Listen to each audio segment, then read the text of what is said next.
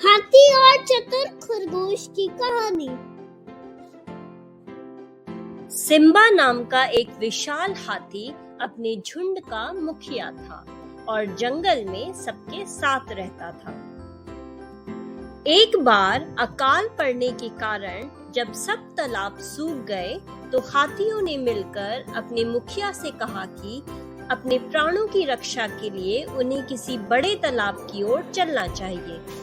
इस पर उसने एक हमेशा पानी से भरे रहने वाले तालाब के बारे में सबको बताया और सबको वहीं चलने के लिए कहा। एक बेहद लंबे सफर के बाद जब वो वहां पहुंचे तो उन्होंने देखा कि तालाब पानी से भरा हुआ था। उन्होंने दिन भर पानी में खेल किए। उस तालाब के चारों तरफ खरगोशों के बिल थे, जिससे जमीन पोली हो गई थी और हाथियों के चलने से वह बिल टूट गए। इसमें कई खरगोश कुचल गए और कुछ मर भी गए।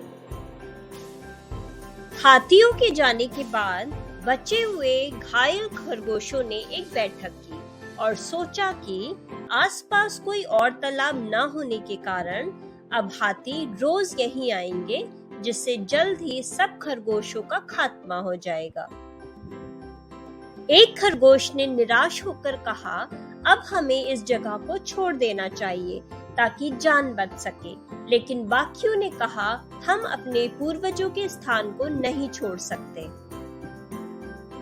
ऐसे में उन्होंने एक उपाय सोचा कि एक चतुर दूत को हाथियों के मुखिया के पास भेजकर यह कहा जाए कि ये जो तालाब है वो चांद का है और वहाँ जो खरगोश बैठा है वो नहीं चाहता कि हाथी इस तालाब में आए।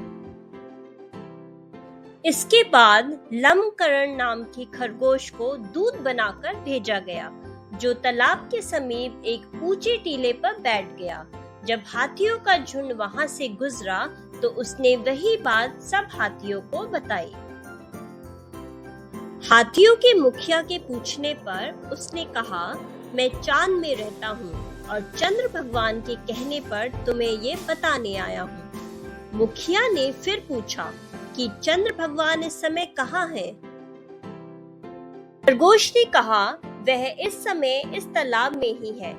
कल तुम्हारे पैरों से खरगोशों के बिल टूट गए और उनकी प्रार्थना सुनकर वो यहाँ आए हैं और मुझे ये संदेश लेकर भेजा है। हाथी ने फिर कहा, तुम मुझे उनके दर्शन करा दो तो मैं अपने दल के साथ वापस चला जाऊंगा। खरगोश हाथियों के मुखिया को तालाब के किनारे ले गया और पानी में चांद की छाया दिखाई। मुखिया को उसकी बात पर यकीन आ गया और फिर सारे हाथी उस तालाब से चले गए और फिर कभी हाथियों का झुंड उस तालाब पर नहीं आया। हाथियों के चले जाने के बाद सारे खरगोश खुशियां मनाने लगे और खुशी खुशी वापस उस तालाब पर रहने लगे। कहानी की सीख। इस कहानी से हमें यह शिक्षा मिलती है कि कठिन समय में भी अपनी सूझबूझ नहीं खोनी चाहिए। Thank you for watching. If you like the video, please subscribe and like my channel.